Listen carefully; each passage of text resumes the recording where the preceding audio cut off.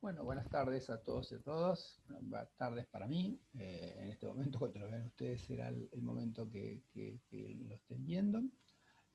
Bueno, esta clase que voy a grabar es sobre las prácticas preprofesionales, que es un tema que a mí personalmente me apasiona. Es un núcleo bastante relevante, muy relevante en la formación de cualquier profesional.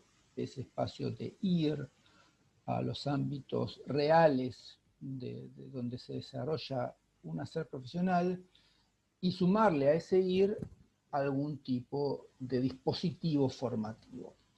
En los foros que he abierto en el aula virtual hay una muy rica participación, hay una muy interesante reflexión, o por lo menos más que reflexión, sino un narrar lo que hicieron en esas prácticas, lo que implica un grado de reflexión, y yo trato de sumarle a sus narrativas algún tipo de orden y algún tipo de plus que nos permita pensar qué es esa práctica 1, 2 y 3 y los voluntariados.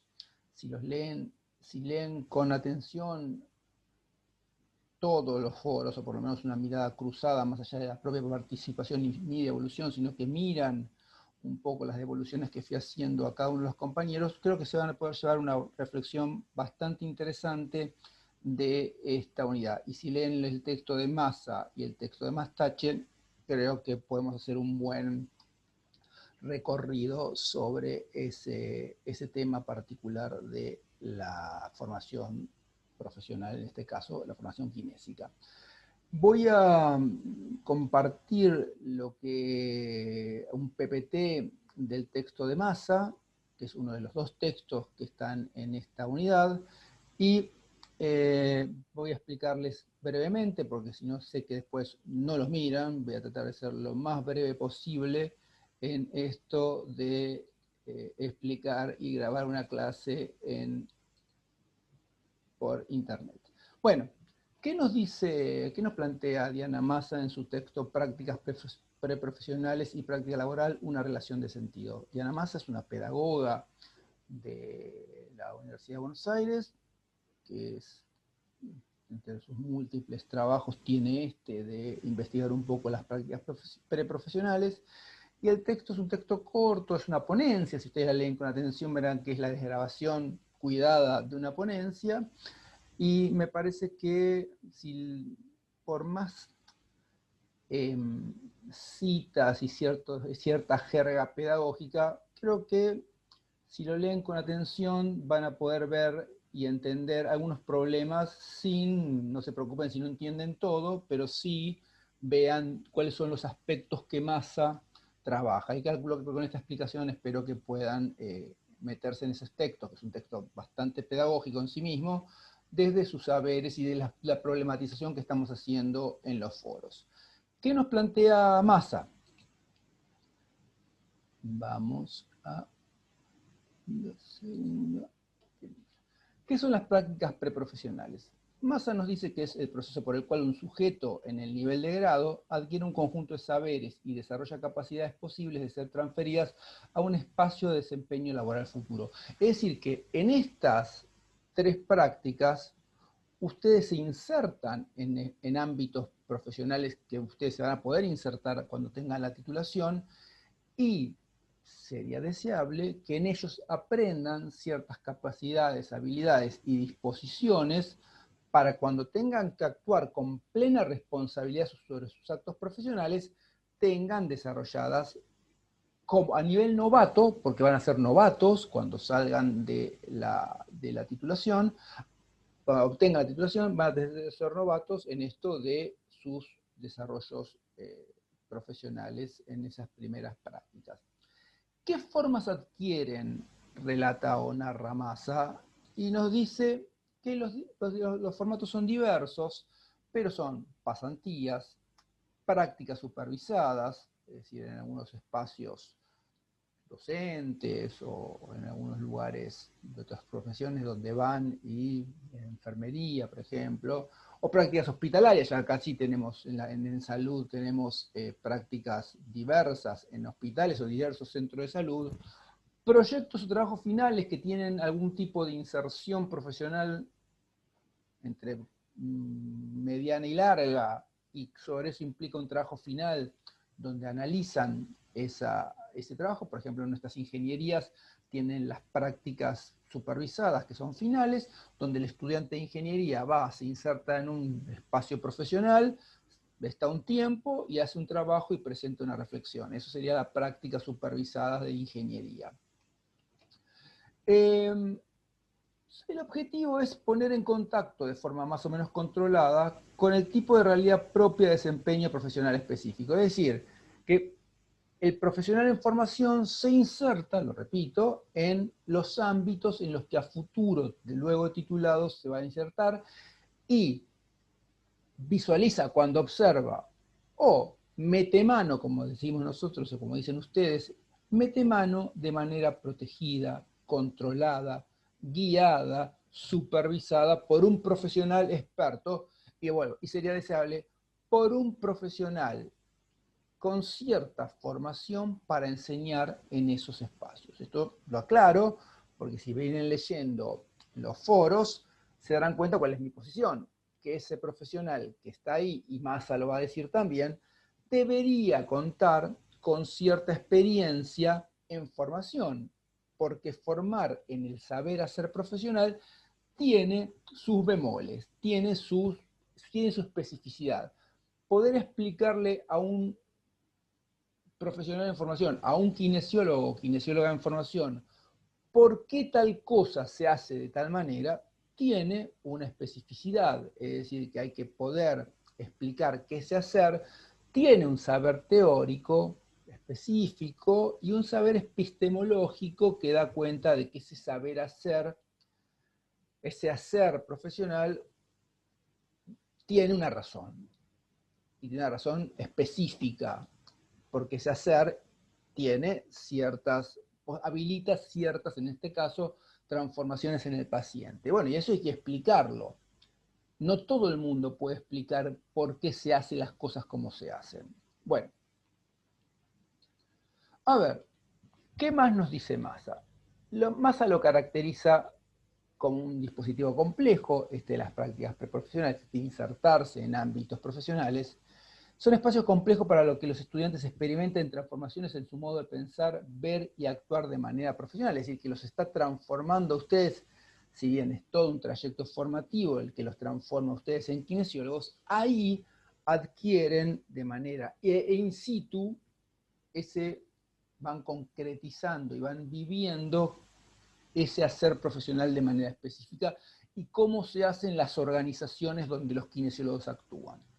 Y eso implica una transformación de ustedes, es decir, que ustedes no pueden salir de ese espacio de formación igual que el que entraron. Muchos de ustedes, en las tres prácticas, pero particularmente en práctica 2 y práctica 3, narran la transformación que les implicó haber pasado por una UTI o haber pasado por un espacio de un hospital donde alguien, algún médico, un profesional, un médico, un kinesiólogo o el profesional que sea, porque muchas veces son profesionales diversos, los acompañó y los formó en ese ámbito de formación. Se forma una identidad, esto es central, esto es que ustedes empiecen a construir la autoimagen de yo como kinesiólogo, o kinesióloga, es decir, ese yo kinesiólogo que implica un montón de saberes, disposiciones, habilidades, y ahí se va construyendo también en un espacio identitario que no es solo mi yo, sino el yo en el marco de un nosotros. Es decir, que toda la formación es una transformación identitaria. Ustedes entraron siendo Marcos y salen después de un 5 o 6 años como Marcos el kinesiólogo, lo cual implica una transformación fabulosa de identidad, pero de alguna manera estos espacios de las prácticas preprofesionales son muy potentes en eso, consolidan esa autoimagen, consolidan esa lección. Muchas veces en PK1, muchos de ustedes no lo vi en estas narrativas, pero en otros sí los vi, es esto de me di cuenta cuando fui al lugar donde fui en PK1 que yo quería ser kinesiólogo. Ahí confirmé mi elección. Bueno, Ahí hay una cuestión de una identidad que se cae, hay una identidad que dice, acá sí, esto es lo mío, quiero ser kinesiólogo y ya termino de reafirmar mi elección profesional.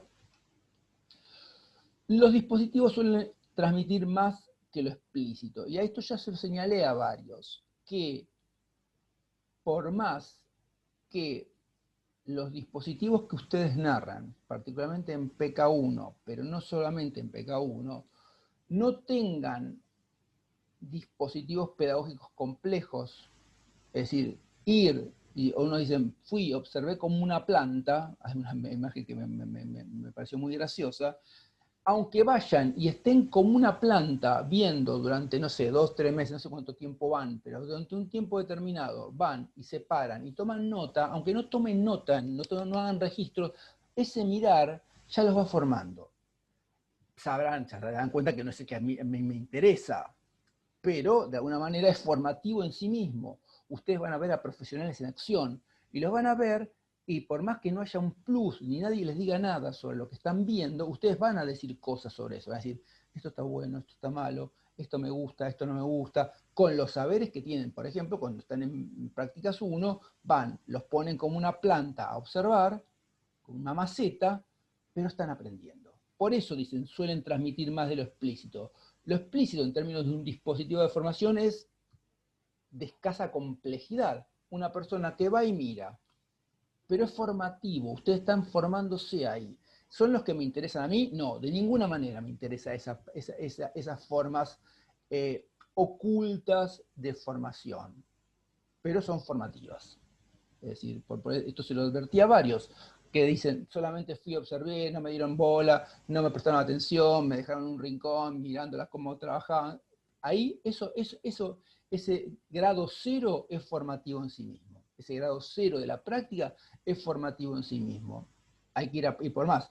Ya les dije, para mí, ya empiezo a aclarar, la práctica 1 podría organizarse en un dispositivo solamente de observación, sin meter mano, podría ser un riquísimo lugar formativo donde ustedes van y observan. Ahora, van y observan y hacen otras cosas.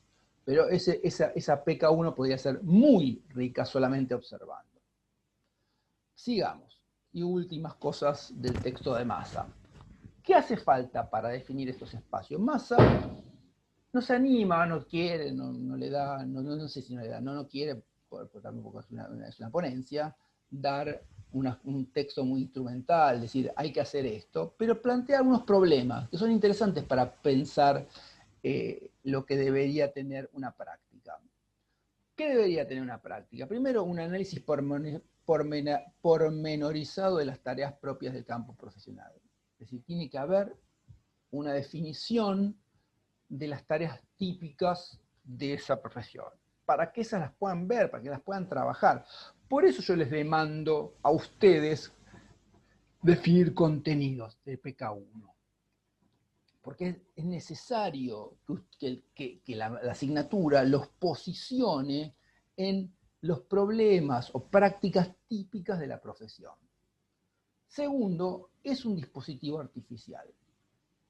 Por más que ustedes vayan, y esto lo relataron varios, hagan un recorrido con un profesional sobre unas habitaciones de un hospital y vayan analizando y vayan estando en un espacio en espacios de salud, una organización de la salud, recorriéndola, y están ahí, que parecería que están insertos en la organización, con un médico que está trabajando, con un médico, un kinesiólogo que está trabajando y está haciendo su tarea.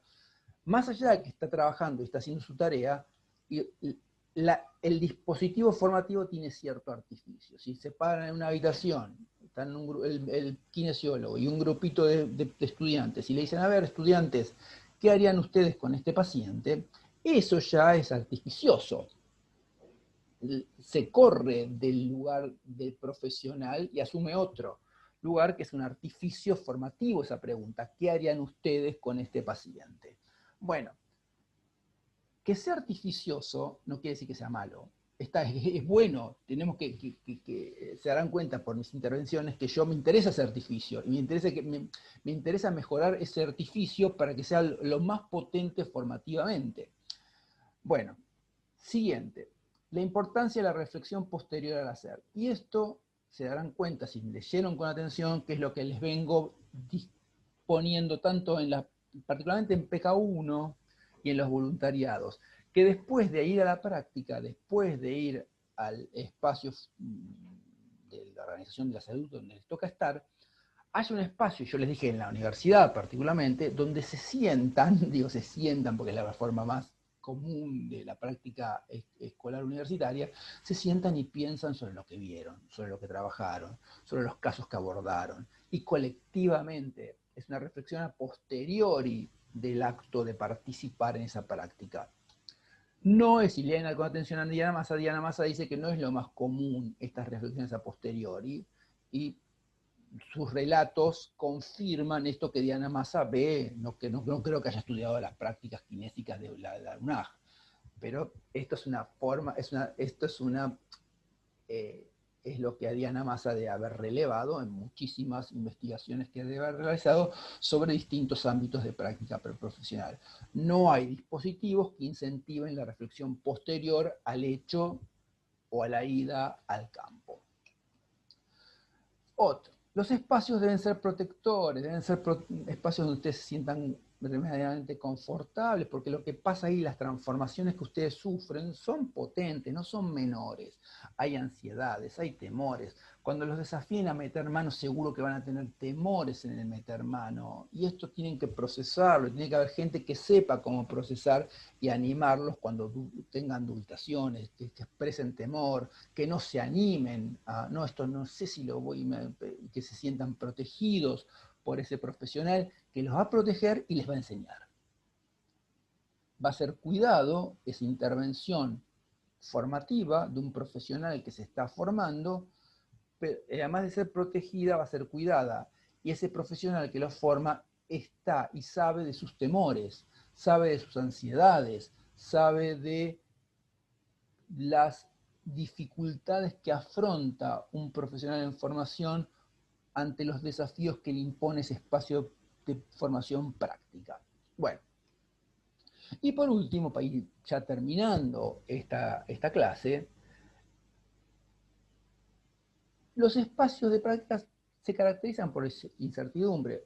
Yo como docente, si fuese docente de una práctica, no puedo anticipar todo lo que va a pasar. No puedo anticiparlo ya. Si ustedes me dicen, van a ser, no sé cuánto es una comisión de PK1, son 150, una comisión de PK1 yendo a circulando por 50 espacios diferentes, no puedo anticipar lo que puede pasar en 50 espacios. Es más, eso que no lo puedo anticipar ni controlar, le da riqueza al espacio de formación. Le da riqueza si yo como docente puedo desarrollar estrategias para poder hacerlo rico. Y para poder desarrollar estrategias, tengo que poder reunirme, tengo que poder juntarlos. Yo les decía, 12 encuentros por año, 6 en el primer cuatrimestre y 6 en el segundo cuatrimestre. Y le estoy diciendo, no le estoy diciendo las 32 semanas que tiene una materia anual. Se dan cuenta que le bajé el precio, pero podrían ser 32 encuentros para una estrategia formativa.